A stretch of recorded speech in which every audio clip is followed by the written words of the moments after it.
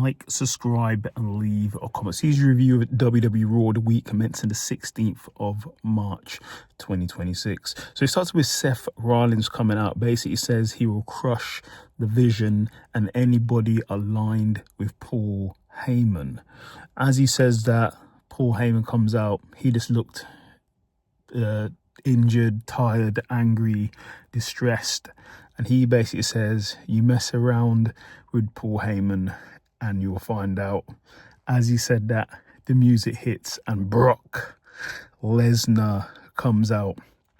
Basically, he flatlines all of Seth Rollins' hooded masked men. And as he was about to go for Seth Rollins, who comes out? Oba Femi comes out. They have a face-off. It gets into a tussle and Oba hits Brock Lesnar with a powerbomb, a fall from grace. And it looks like it's going to be them two at WrestleMania. I actually thought it would be Gunther, but okay. Then we have El Grande Americano versus original El Grande Americano in a great match. Go and watch it, but in the end, El Grande Americano gets the victory. The new one, not the original. Then we have Roman Reigns pulling up in his vehicle and he gets greeted by the Usos. They start chopping it up and then they start talking about CM Punk. Then we have goes to the Usos again and Roman.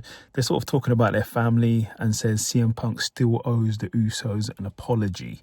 So let's see if they get one. Then we have AJ Lee versus Bayley for the Intercontinental Championship. Really good match. Go and watch it. But in the end, AJ Lee gets the victory. Then Becky Lynch attacks AJ Lee after the match. Not very nice. Then we have Penta versus Dragon Lee for the Intercontinental Championship. Really good match. Go and watch it. But in the end, Penta gets the victory. Then Paul Heyman said he wants the Vision to get the tag team titles off the Usos. So it looks like that might be happening at WrestleMania, I'd probably say. Then we have Maxine Dupree versus Natty in a really good match. Go and watch it, but in the end, Natty gets the victory. Then we go to Randy Orton for an interview, but he doesn't want to do an interview, but it says basically someone told him he's an assassin and there's more than one royal family in wrestling.